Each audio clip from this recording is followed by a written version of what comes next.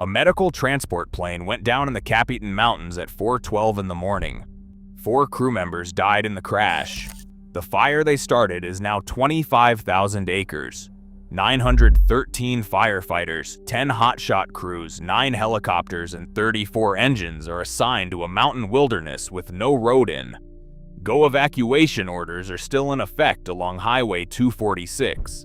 Air tankers are dropping retardant on terrain so steep and rugged that ground crews cannot reach the fire directly. Crews are lighting burns from the outside. They're trying to stop it with fire because they cannot get to it any other way. The fire is burning in the Pepin burn scar. Highway 246, the only paved road through the Capitan Mountains, has been closed for 11 days. The plane was on a medical transport mission. A King Air headed to Sierra Blanca Regional Airport carrying a patient when it lost contact and went down in the dark. And the mountain burning underneath it is the birthplace of Smokey Bear. But the crash was only the spark.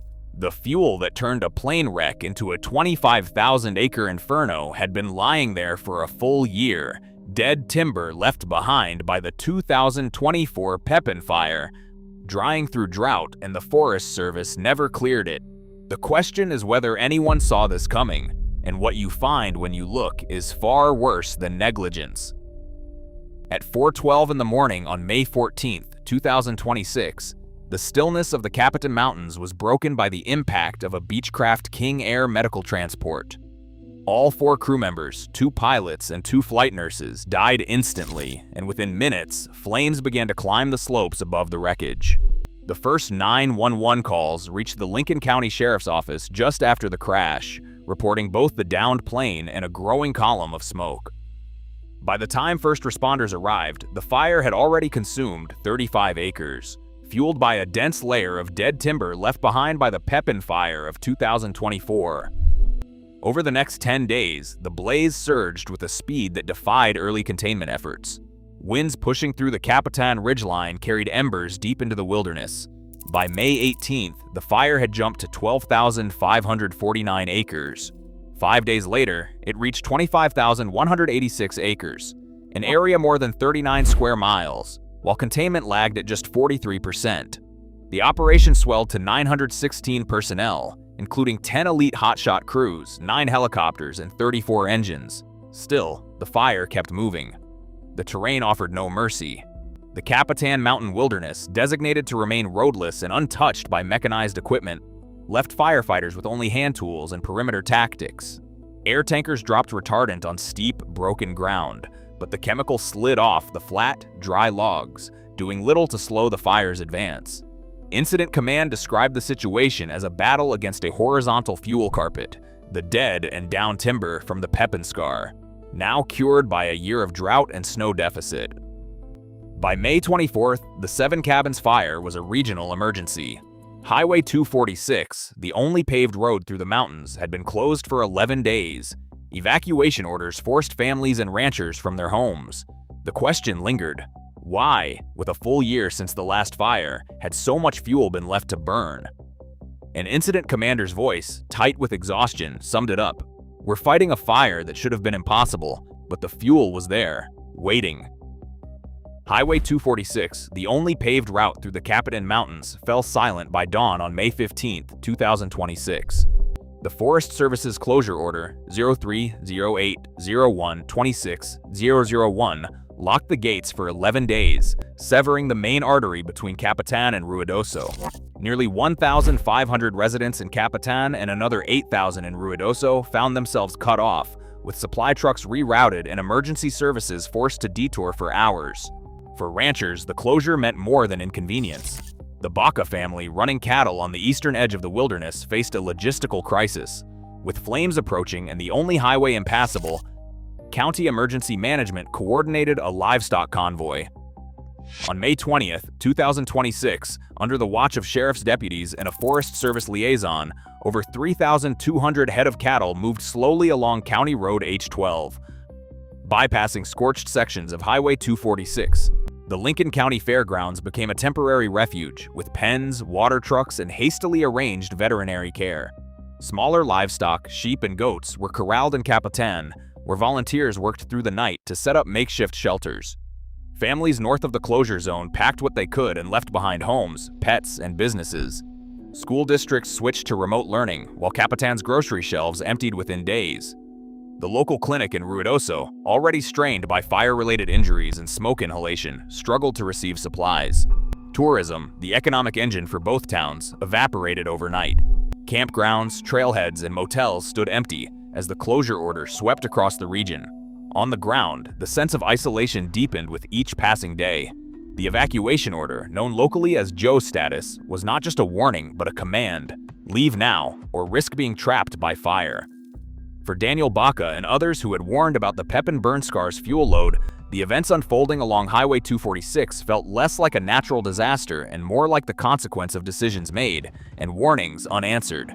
How many of these hardships, residents began to ask, were truly unavoidable, and who, if anyone, would answer for the conditions that turned a crash into a regional crisis? Wildfire behavior in the Capitan Mountains during May 2026 defied most expectations, but the underlying physics are well documented. When a forest burns in a high-severity event, as it did in the Pepin fire 2 years earlier, the aftermath is a carpet of downed logs, some as thick as 55 centimeters, lying flat across the ground. By the spring of 2026, these logs had dried to a moisture content of just 5 to 6%. In fire science, this is the threshold at which dead wood becomes explosively flammable, especially after a year of drought and record-low snowpack. A wildfire scientist from New Mexico State University, modeling the 7 cabins scenario, described the Pepin scar as a horizontal fuel bed.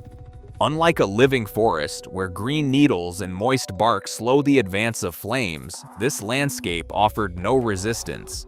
The fire's head raced forward at nearly 3 times the speed typical for a ponderosa pine stand. Every gust of wind swept embers deep into the wilderness, and the flames leapt from log to log with little to stop them. Aerial retardant, the main tool for slowing wildfires in remote terrain, proved nearly useless here. When tankers dropped thousands of gallons of red chemical onto the Pepin scar, most of it bounced or ran off the dry, flat logs. The fire's intensity and the configuration of the fuel meant that even with 9 helicopters and 10 hotshot crews, suppression was outpaced from the start. The science was clear: with deadened down timber at critical dryness and no way to remove or treat it, the conditions for a catastrophic reburn were set long before the crash. The question was never just about ignition, it was about what had been left to burn. The law draws a hard line through the Capitan Mountains. Since 1964, the Wilderness Act has barred motorized tools, meaning no chainsaws, no bulldozers, no mechanized chippers inside the designated wilderness. The rule is blunt: preserve the land in its wild state, even after disaster. In practice, it means the Forest Service could not legally clear the Pepin scar with machines, even as the dead timber dried to tinder.